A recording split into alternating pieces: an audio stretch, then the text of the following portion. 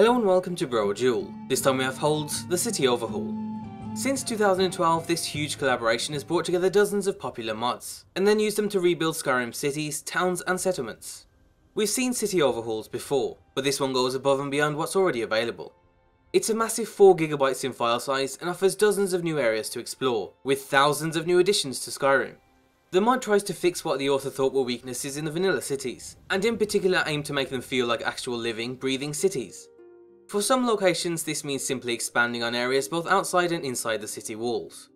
However, for others it means completely rebuilding them from the ground up, fitting them with their own unique style of architecture thanks to the new models and textures. The latest version of the mod gave it a modular installation, which means you get to pick and choose the individual cities you want installed. This also isn't the final version of the mod, so keep in mind that certain additions may be a placeholder or a simpler version of what will be added in future updates. Starting with the capital, the first thing you'll notice is the new built-up entrance. The long walkway in vanilla has been replaced with several new buildings, mostly consisting of guard towers and other structures to support them.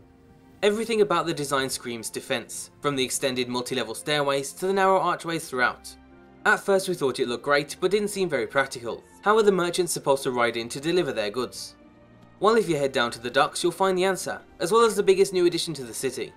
Here you'll find dozens of new buildings that practically make up a whole new port town. There's a massive emphasis on trade, with plenty of merchants, storage areas and extra ships on the dock.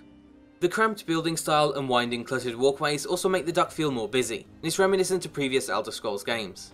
Goods are transported through a more built up tunnel system in the mountain, where lifts are used to take goods from the sea level all the way up to the city with ease. The area is also heavily guarded, with guards constantly travelling between the docks and the capital. Inside the city walls you'll find fewer changes. However, there are a few new buildings, including a couple of stores, some homes and a smaller inn. As with all of the new locations and buildings added by the mod, they're filled with fully named and realistic NPCs. They've been designed to have backgrounds and play their role as you'd expect, so they'll have daily routines, homes to live in and sometimes even unique outfits. However, for the most part these NPCs just help fill the space. Their realistic schedules and names certainly help, but ultimately you never really interact with any of them apart from the merchants. They currently use vanilla generic dialogue, but the author plans to eventually add side quests and voice acting to the mod. Heading into Whiterun you'll also find a more built up exterior. There's a smaller market area outside the city walls, as well as a few new homes and a built up stable.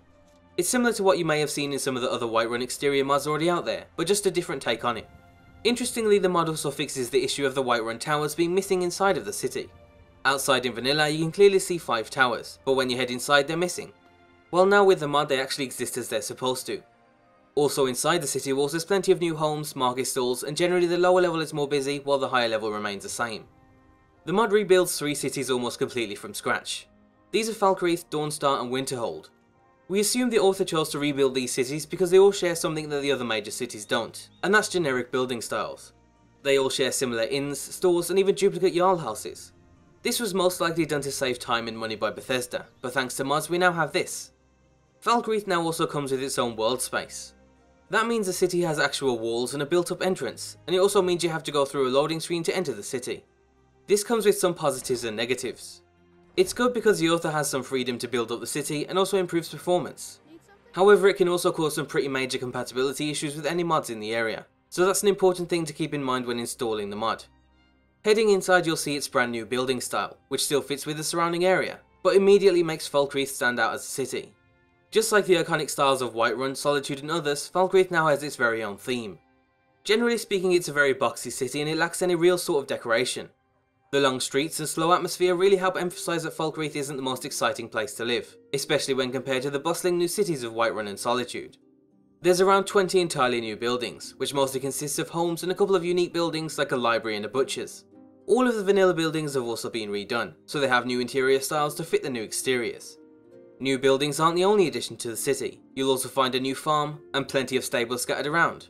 There's also a new hangman station and plenty of other tidbits and alleyways for you to explore. The Jarl Longhouse is much more impressive. You definitely know when you're walking into the richer, more official part of town. Onto Dawnstar you'll find it also has its very own world space, so again you have to push through its new gate to head inside.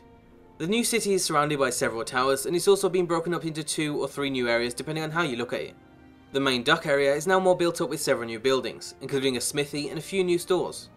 The harbour is also more built up and looks more busy than in vanilla, with new ships and a wall. Further back into land, you'll now find several new cramped homes belonging to the original NPCs, as well as a few new families that live there. So the main part of town is now purely for merchants and civilians.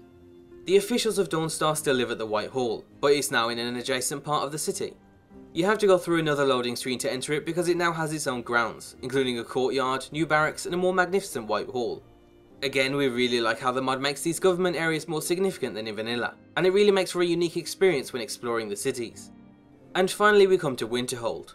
Unlike the other two, this one doesn't have its own world space. The immediate thing you'll notice is that there's a ton of new rubble, putting it on par with similar mods that build upon Winterhold's ruins. Because of that, there aren't any new buildings, but the older ones have been replaced with a new building style. Winterhold feels more unique than ever, and yet you can still see it's a shadow of its former self. Moving on to Rifton, you now have what's almost a second town outside of the city gates. On the dock there are several new buildings which mostly seem to fulfill the needs of the wealthy, with a more upmarket inn and a new Rifton bank. A lot of the buildings also have ladders that lead to their rooftops, which can be a fun feature for role-playing thieves. Windhelm now has a few interesting additions. Towards the back of the market area, you'll now see it's been opened up to include a couple of homes and stores. However, towards the centre of the city you'll find a new fighting pit. As of right now this is just another place to look at, but I assume the pit will become more functional in a later update. There's a couple of other new buildings scattered across the city, but for the most part the docks, Grey Quarter and other areas have been left alone. We would have liked to have seen more, but it's an interesting change nonetheless. The minor cities, including places like Riverwood, Ivarstead and Rorikstead, have also seen their fair share of changes. There's a couple of new buildings here and there in each town and village, with the aim to seemingly offer more variation in town sizes across Skyrim. They're not huge changes, but we found it to be enough to give the settlements a fresh new feel. As I said earlier, the mod also adds entirely new locations to the game. These are based on the lore and what's seen in previous Elder Scrolls games, but they've been updated and redesigned to fit into Skyrim. We don't want to give the exact locations or even the names of these areas. They aren't particularly significant, and they're around the same size as a small village, but they're fun to stumble upon nonetheless.